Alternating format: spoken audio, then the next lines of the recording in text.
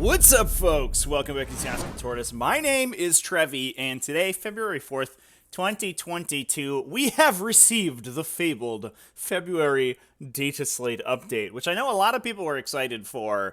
In light of all the new codexes and things coming out, a little bit of a shakeup in the metagame would have been nice. So let's talk about exactly what is in this data slate update. Now, it is also coming alongside a huge swath of big FAQ updates, and today we're going to be going all through all of the changes that have been released in this February 4th change. Now, this is going to be a pretty quick and dirty rundown of all of the changes. I've gone ahead and taken notes of all of the ones that I've noticed throughout all of the FAQs, and let's talk about them. So first up, let's talk about this data slate update. There's actually not a lot of changes. A lot of it has actually been removing rules from the previous version of the data slate because they have been printed in the chapter-approved Munitorum Field Manual for 2022.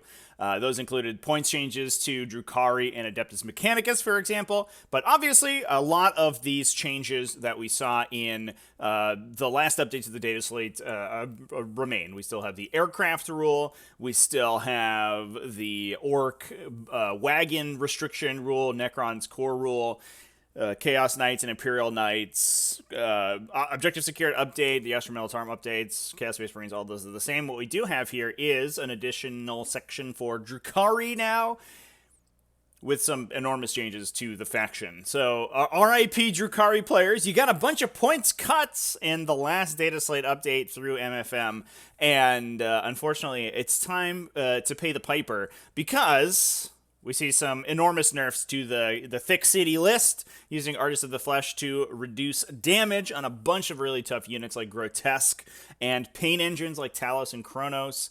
Unfortunately, Artists of the Flesh has been nerfed significantly. It now just gives Ramshackle, basically, from orcs.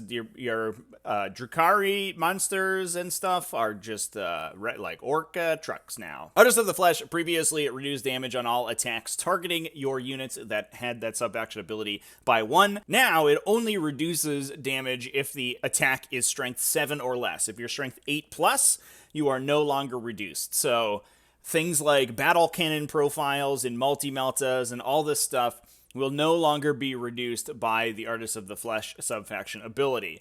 In addition, Talos and Kronos have been nerfed, losing the core keyword. This means that an absolute enormous number of synergies within the faction, especially reroll auras and things like that, will no longer work on them.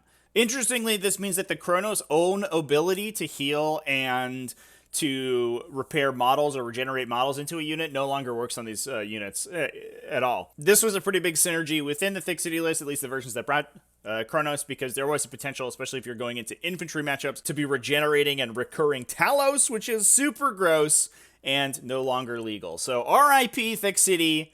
I think the time is over. It was already probably on its way out. I believe with the advent of the Tau Codex, there was a lot of either super duper high damaging attacks. We saw, 12 plus damage attacks that could one-shot these pain engines like Talos, even through their damage ignore rolls and their damage reduction, or a bunch of 1 damage attacks that wouldn't care about Artists of the Flesh. So builds were already coming out and being released that we're going to be able to counter this, but GW's just nipped it in the bud and said, no, we don't want to deal with this Drukhari menace any longer.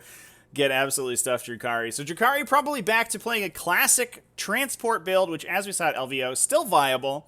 It's still just fine, I think, but these Artists of the Flesh SKU lists no longer going to be quite as powerful, which I'm super happy to see. As much as I, like that Drukhari are powerful and all that. Unfortunately, after about a year of Drukhari dominance, it's time to see a different faction in every single finals match ever. So that's going to be good. Next up, let's talk about some FAQs. Now, all of the FAQs have been updated. I should say that. Most of the FAQs have been updated in this balance change.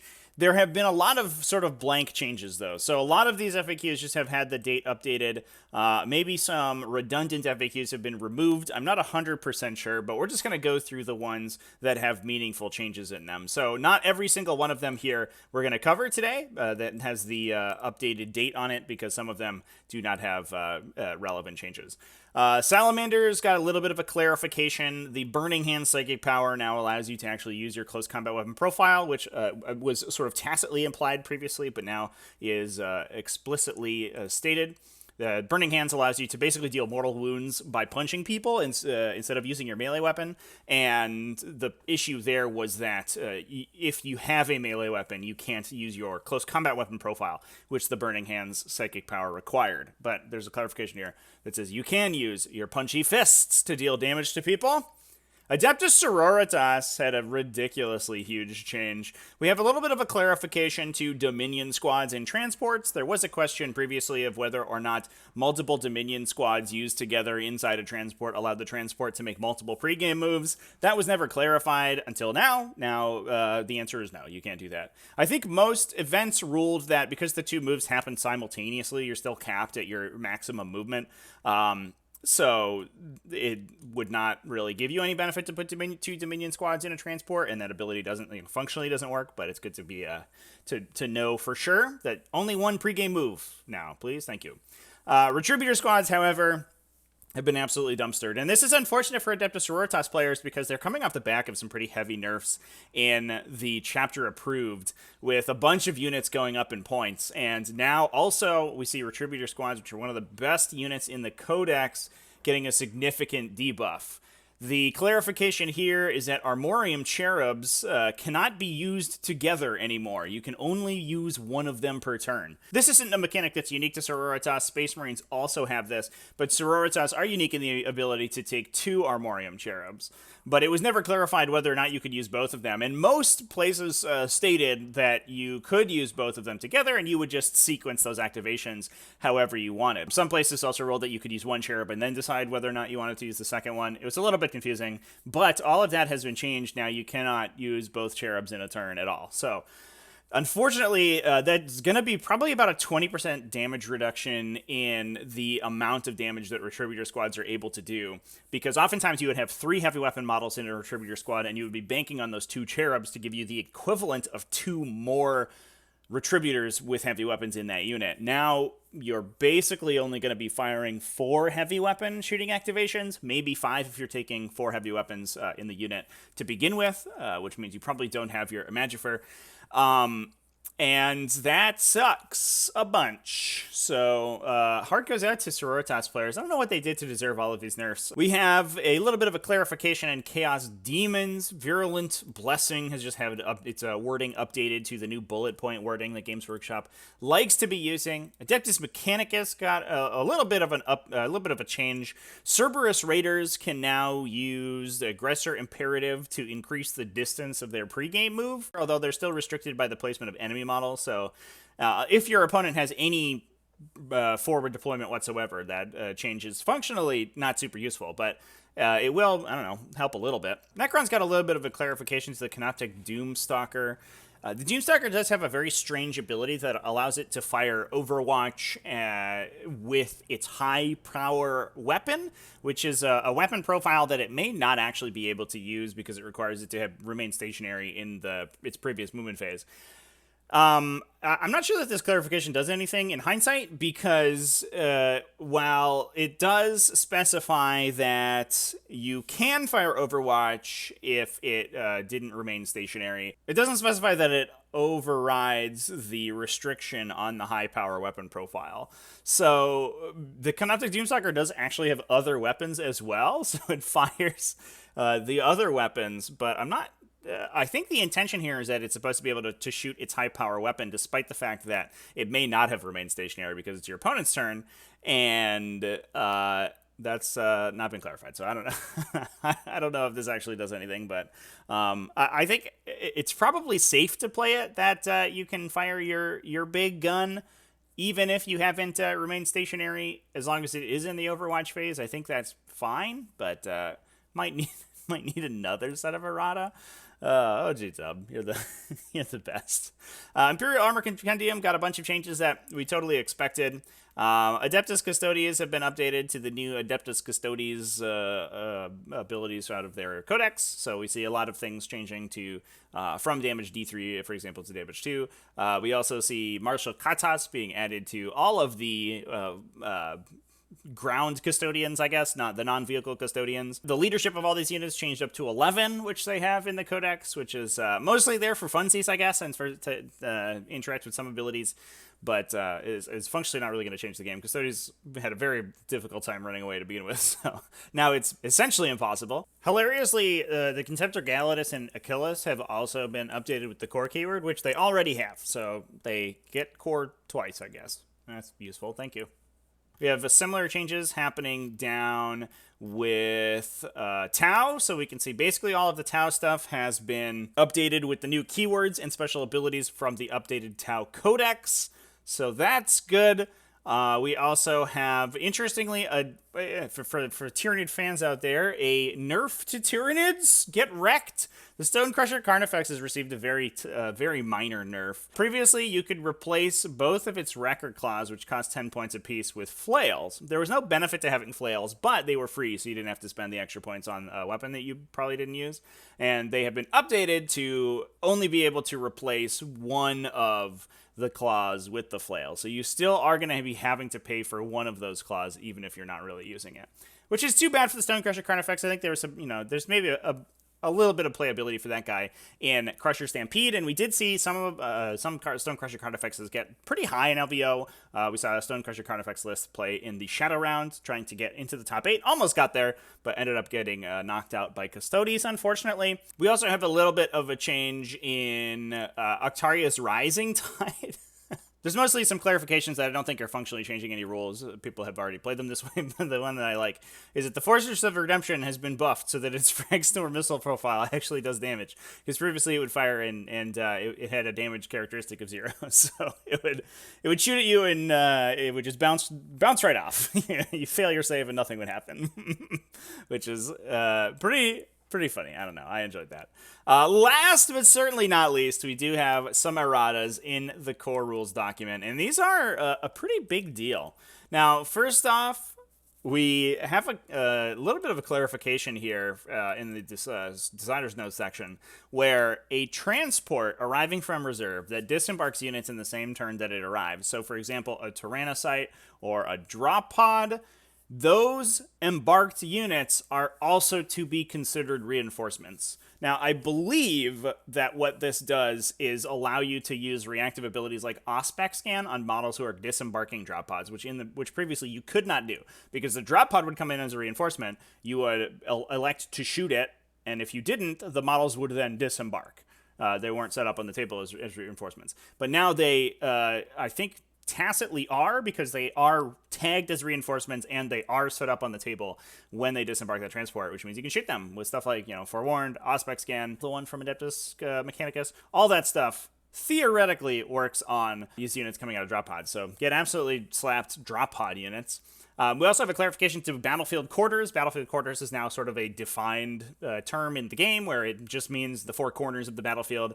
That is specifically for the Orc Codex, which told you to define battlefield quarters, but didn't give you any guidelines on how to define them. Just told you they had to be uniform. So the players were free to define their own table quarters as they wished. No longer can you do that. You now are stuck with the 4 basic table quarters, which everyone sort of assumed that was the intention of the rule, but they said something completely different in the Codex. But it's good that we have that now. Redeployments, a little bit of a clarification here to note that unless otherwise specified, redeploying units cannot put them into reserve. This is specified specifically in most of the more recent redeploy abilities in the game. So things like this strategic adaptation from Tyranids specifies you're allowed to put units into strategic reserve as a result of the ability, but something like an older version of a redeploy, like Phantasm from Eldari, doesn't have that note in there. So this is just clarifying that you can't use that to put models into strategic reserve. There's a clarification to destroyed transports, which everyone already played correctly. This is basically just clarifying that the coherency rules that specify that if your unit has to be set up and any models in the unit cannot be placed, those models are destroyed. That this is basically clarifying that that also comes into play for transports, which everyone knew that it did, so that's good. This one threw me for a loop for a sec because I thought they were nerfing doubling attacks up for taking 2 chainswords or something, for example. But no, this is a clarification specifically for weapons that provide an additional attack if you have 2 of them. So, for example, the notes that they give are Grey Knight's Nemesis Falchions, Drukhari Macro Scalpels, stuff like that that says, if you have equipped 2 of these +1 attack, this is a clarification that says that that +1 attack only applies the first time. So it doesn't double up because you have 2 of the weapon. The having 2 gives you only the 1 attack. This was clarified in most codexes that had these weapons, but it's good to get this in a core update just so that there's no confusion whatsoever. I know Tyranids also have some stuff like that, where if you have multiple sets of weapons, you get +1 attack, and there are clarifications in there that additional sets confer no additional benefit. There are some additional clarifications in the transport section as well. These are mostly incorporating designers' notes and changes that have been made previously, but there is one important one that specifies that when a transport is considered to have remained stationary, units cannot disembark it unless the transport itself has an ability like Assault Transport that specifies that after it moves, the units can disembark. So, for example, moving a transport and then counting it as remaining stationary doesn't innately let you disembark. But if you're an impulsor, for example, you will still be able to disembark. Previously, you could use the Salamander stratagem, Relentless Determination, to move an impulsor, then count that impulsor as remaining stationary. Then, when the unit inside the impulsor disembarks, because the transport was considered to remain stationary, the unit could still charge. That is different now. So that interaction has been removed because of this stipulation that even if the transport is considered to have been remained stationary, if you use the assault ramp, the ability to charge will have been turned off. Sorry, Salamanders players, you had the one remaining long threat range impulsor left in the game, but that has been removed, unfortunately, and that's too bad. And that is everything for the core rulebook, and that is, in fact, everything for the big FAQ. So for the most part, we just saw some nerfs to Adeptus Sororitas and Drukhari, and other than that, things have been relatively unchanged. Which, I I absolutely hate. Like I said, I do think Drukhari have been dominant for way too long, and it's good to see them knocked down a peg or so.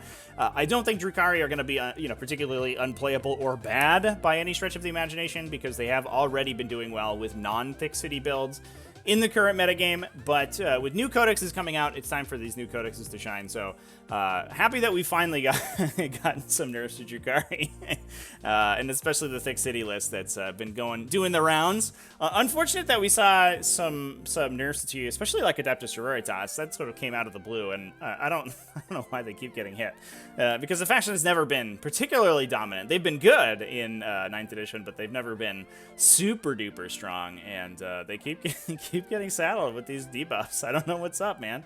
It's super strange. Anyway, that's going to be literally it for this February 4th update. Not a ton of structural changes to the game, but some good clarifications. And yeah, that's it. If you are watching this on Friday, February 4th, tune in to twitch.tv/TacticalTortoise. I'm going to be streaming from Captain Con today, tomorrow, and Sunday, so that'll be sick. And also, remember to keep it classy, folks, and have happy wargaming. Bye!